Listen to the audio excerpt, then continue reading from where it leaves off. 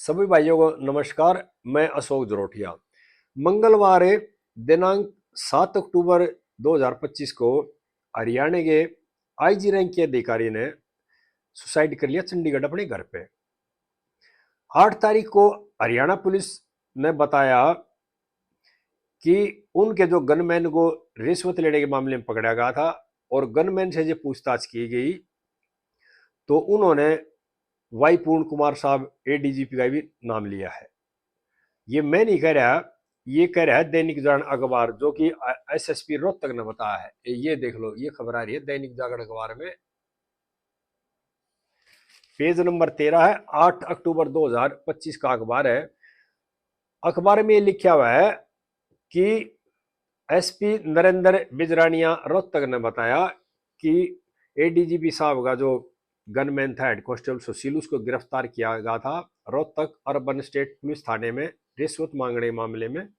शराब कारोबारी से रिश्वत मांग रहे थे। उसके बाद यानी कि जिस दिन सुसाइड किया उसी दिन गनमैन को कोर्ट में पेश किया गया था। चंडीगढ़ पुलिस ने जहां पर सुसाइड किया था वहां से एडीजीपी साहब ने जो सुसाइड नोट लिखा था वो बरामद किया।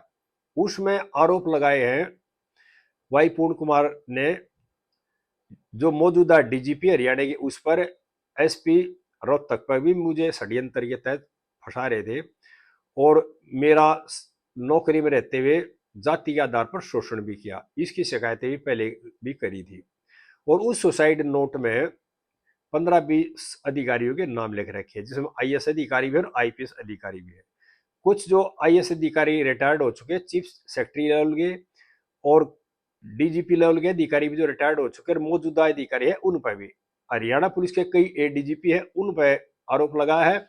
और हरियाणा पुलिस के जो मौजूदा डीजीपी है शत्रुजीत कपूर, उन पर भी आरोप लगा है। इस मामले में अब एफआईआर दर्ज कर ली चंडीगढ़ पुलिस ने, यानी कि जितने भी आदमी के नाम है सुसाइड नोट में सभी के खिलाफ 15-16 आदमी है और सारे अधिकारी है आईपीएस और आईएएस लेवल के अधिकारी। अब सोशल मीडिया में एक बात और चल रही है, कोई कुछ कह रहा है कोई कुछ कह रहा है। अब हरियाणा जो एचसीएच संघ था वो भी एक्टिव हो गया है और SC/ST आयोग था वो भी एक्टिव हो गया है। जब पूर्ण कुमार साहब ने अपने जो प्रताड़ना की शिकायत दी थी हरियाणा स्टेट गवर्नमेंट की एजेंसियों को भी, नेशनल SC/ST आयोग में भी दी थी, उस दौरान उनको कोई न्याय नहीं मिला। उनकी जांच की गई, उनकी को जब कोई न्याय नहीं मिला और उनका विश्वास एजेंसियों से सिस्टम से उठ चुका था, उसके बाद उन्होंने ये कदम उठाया। आज जब वो हमारे बीच नहीं रहे तो जितनी एजेंसियां थी, आयोग थे, सभी के सभी संपत्ति लेने के लिए एक्टिव हो गए। अगर जो शिकायत वाई पूर्ण कुमार ने दी थी उन शिकायतों की सही समय पर सही जांच हो जाती तो आज पूर्ण कुमार हमारे बीच होते, ये कदम वो नहीं उठाते, क्योंकि उनकी शिकायतों की सही जांच नहीं हुई। यहां पर सभी सोशल मीडिया बंधु हैं और देश की जनता है, जितने बड़े बड़े अधिकारी हैं अलग अलग तरह की बातें बता रहे हैं। लेकिन मेरा मानना यह है, जिन लोगों ने, जिन अधिकारियों ने पूर्ण कुमार का जो शोषण किया था जातिगत मतभेद को लेकर के डिपार्टमेंट के हिसाब से, उन्होंने जो शिकायत की थी और उनकी जांच सही नहीं की गई, उससे ज्यादा जिन लोगों ने शोषण किया, जिनके 15-16 के नाम लिए हैं, इन लोगों के पहले भी शिकायत की थी इनके खिलाफ है और इनकी जो शिकायत थी उन पर सही जांच नहीं हुई। जांच जिन्होंने करी उन्होंने सही तरह से जांच ना की, तो जिन लोगों ने जांच करी थी उसमें SC/ST आयोग के अधिकारी भी हैं, स्टेट गवर्नमेंट के जो जांच एजेंसी है उनके अधिकारी भी हैं। जो शोषण करने वाले लोग थे उनसे ज्यादा शोषण तो उन लोगों ने किया जिन्होंने जांच सही नहीं करी। मैं यहां सभी भाइयों को बताना चाह रहा हूं, अगर सही समय पर जो शिकायतें दी गई थी सही समय पर सही जांच हो जाती और ये एफआईआर जो अब चंडीगढ़ पुलिस ने की है इन 15-16 आदमियों के खिलाफ, ये एफआईआर इनके खिलाफ पहले हो जाती, जिस तरह का इन्होंने गुनाह किया था, तो आज वो हमारे बीच होते। वो इस तरह कदम उठाते नहीं। यो कदम उन्होंने क्यों उठाया? क्योंकि वो सिस्टम से दुखी हो चुके थे और कहते हैं ना, जीते जी कोई समाधान नहीं होता, आदमी दुनिया में नहीं रहता ना, उसके बाद भी हमदर्द हो आ जाते हैं। इसी तरह से SC/ST आयोग भी आ गया हमदर्द बन के, हमारे जो संघ के कर्मचारी थे HCS के वे भी आ गए। लेकिन मेरी मांग SC/ST आयोग से, खासकर नेशनल SC/ST आयोग से, जब उन्होंने शिकायत दी थी, उस शिकायत को निकालो और उसमें देखो किसकी गलती है, किस आदमी ने भ्रष्टाचार करके उस शिकायत को दबाया, उसकी जांच सही नहीं करी। अगर पूर्ण कुमार साहब के आरोप निराधार थे, मैं ये भी बताना चाह रहा हूं, अगर वो आरोप निराधार थे, कोई सबूत नहीं दे सके, तो वो भी देश की जनता को बताओ। अगर भाई ये शिकायत हमने इस ग्राउंड में फाइल करी थी, अब जो इन्होंने आरोप लगाए थे जिन जिनके खिलाफ, उनके खिलाफ साबित नहीं हुए तो शिकायत मैंने फाइल कर दी। यहाँ पे जो भ्रष्टाचार की बू है ना, वह उन शिकायतों की जांच में भी आ रही है मुझे। क्योंकि अब मामला क्या हो गया, अलग अलग लोग अलग अलग तरह की बातें करें। मेरा मानना यह है देशवासियों कि पूर्ण कुमार साहब की जो जान ली है वो ली है देश के भ्रष्टाचार ने। उन्होंने जो शिकायत की, भ्रष्टाचार की शिकायत करी, भ्रष्टाचार की शिकायत की, जिन्होंने जांच करी वहां भ्रष्टाचार हो गया, तो वो सिस्टम से परेशान हो गए। तो सबसे मेन जो जड़ है वो भ्रष्टाचार है। जो लोग परेशान होते हैं वो करते हैं संबंधित एजेंसी में जांच शिकायत, उनकी जांच वहां सही नहीं होती, सही नहीं होती तो फिर वो सिस्टम से दुखी हो जाते हैं।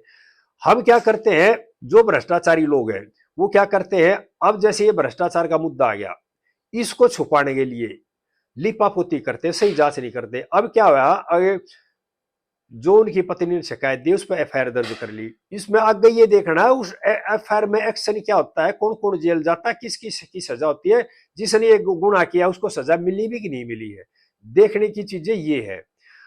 अब नोटिस दे दिया सरकार को, SC/ST आयोग ने भी, हरियाणा की HCS जो संघ था उन्होंने भी, अभी हम वो साथ देंगे।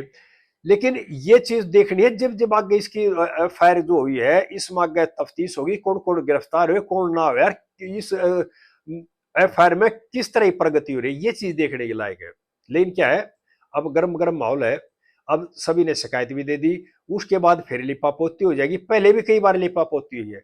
अगर पूर्ण कुमार की शिकायतों पर लिपापोती नहीं होती तो आज वो हमारे बीच में होते। और लिपापोती का कारण है सिर्फ भ्रष्टाचार। मेरा यह मानना है, एक अच्छे IPS अधिकारी को भ्रष्टाचार ने निगल लिया, उन्होंने भ्रष्टाचार की बार बार शिकायत करी, भ्रष्टाचार की जो शिकायत करी थी उनसे आपस में तालमेल खराब हो गया, तालमेल खराब हो गया, जो शिकायत की उनकी जांच से नहीं हुई, जांच से नहीं हुई तो सिस्टम से परेशान हो गए, परेशान हो गए तो उन्होंने ये कदम उठाना पड़ गया। और ये भी भाई कोई गारंटी नहीं है, अगर देश का जो भ्रष्टाचार इसी सिस्टम में इसी तरह रहा ना, तो इस तरह की घटनाएं आगे भी होंगी। क्योंकि ईमानदार जो आदमी होता है ना, वो शिकायत करेगा, शिकायत करेगा किसकी एजेंसियों के पास है, वहां भी तो भ्रष्ट लोग बैठे हैं जिन्हें खिलाफ शिकायत करेगा, वे वहां भ्रष्टाचार करेंगे, वहां मैनेज करेंगे उसको, उनकी जांच सही नहीं होगी तो उसके बाद वो क्या होगा, वो सिस्टम से दुखी हो जाता है। सभी देशवासियों से प्रार्थना है, सबसे बड़े जो गुनाहगार है ना, वे एजेंसियां हैं जिन्होंने इनकी शिकायतों की जांच की थी।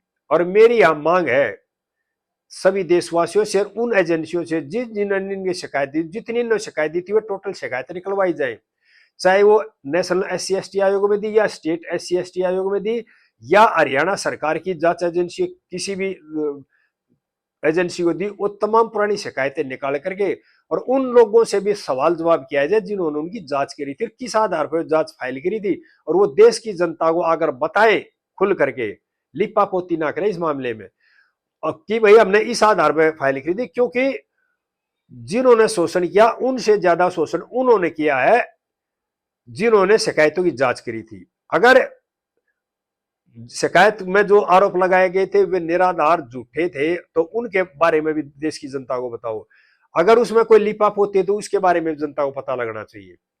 सभी देशवासियों से प्रार्थना है, इस वीडियो को ज्यादा ज्यादा शेयर करो। और मैं यहाँ देश के तमाम बड़े बड़े अधिकारी है ना जो संवैधानिक पदों पर बैठे हैं, उससे एक ही गुजारिश कर रहा हूं कि भ्रष्टाचार को छोड़ दो। अगर अपने आप को बचाना, अपने परिवार को बचाना, देश को बचाना है, नहीं तो धीरे धीरे भ्रष्टाचार ने इतना बड़ा विकराल रूप ले लिया, हर घर के अंदर समस्या हो चुकी है। हर परिवार के अंदर समस्या हो चुकी है, हर डिपार्टमेंट में समस्या हो चुकी है, भाईचारा डिपार्टमेंट हुआ खत्म हो चुका है। सिर्फ कारण क्या है? भ्रष्टाचार। इसको छोड़ दो, ईमानदारी अपनाओ। और सभी देशवासियों से प्रार्थना भाई आगे इस तरह बातें फिर शेयर करें भाइयों साथ में, कि मेरे चैनल को सब्सक्राइब भी कर दियो। जय हिंद देशवासियों।